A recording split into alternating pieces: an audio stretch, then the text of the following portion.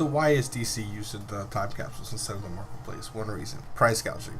It's a way for you to spend way more money than the item's worth than you could buy in the marketplace. For instance, you could buy the Batman cowl.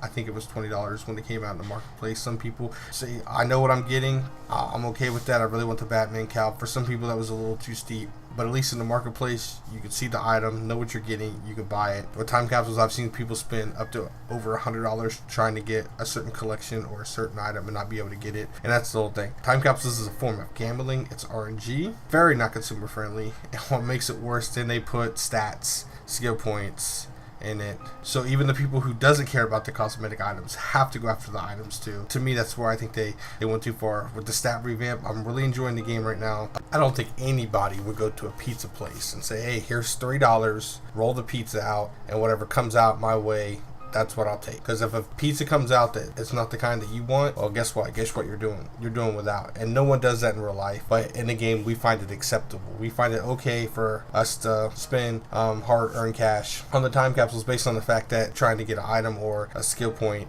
that we need, or both. And we might not even get that item. There's no guarantee. There's better luck next time. I don't do that in real life, and I definitely don't want to do that in my gaming life, especially for items that are intangible. I mean, someone out there's got to tell their kids they can't eat this week. His daddy had to have the new material. If those kids run away, I'm not gonna blame them. It's the way the time capsules operate. Like, maybe you could live with them. You take the skill points out, but they make rare collections. 1% rare collections, which means chances are in like 81 time capsules, you get a 1% chance of getting that rare time capsule. Well, most people, even if you are a subscriber, you only get 2, maybe 3 keys a week if you play every single day. You have a couple months before the next time capsule comes out. So how many do you think you're gonna be able to open in that time to finish all the other collections? Now, there is other in-game ways to get stuff, but in order for me, I believe, to be fair, you should have enough time by yourself, if you played almost every day, to be able to finish all the collections. But with them making rare pieces, they make it so that you have to keep buying it in order to finish the collection. They do it on purpose. Do it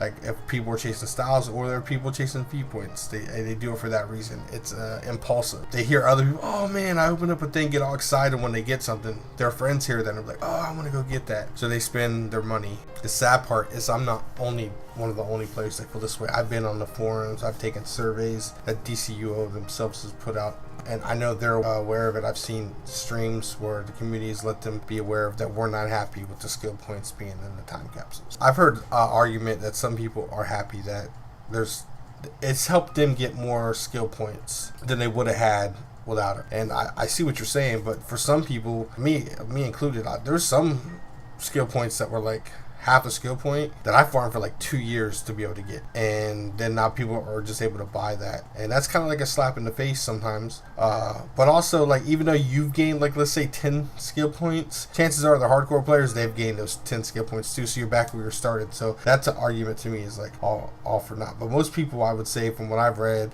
are against. I haven't really, if at all, on the forum seen anyone argue for them. I think a lot of people feel the same way. It's like, put the items, the cosmetic items, on the marketplace. Be fair, be consumer, let people know what they're getting, let people buy them. Do feat points like you always did back in the day. It would make the community so happy. It'd make it so much better. So with the stat revamp, I think it'd do something with the time capsules. I feel like this game's way on an upward trend. I really want to recommend it to new people. I really enjoy playing it again. I really want to say, hey, come back to the game, or hey, you should try this game out.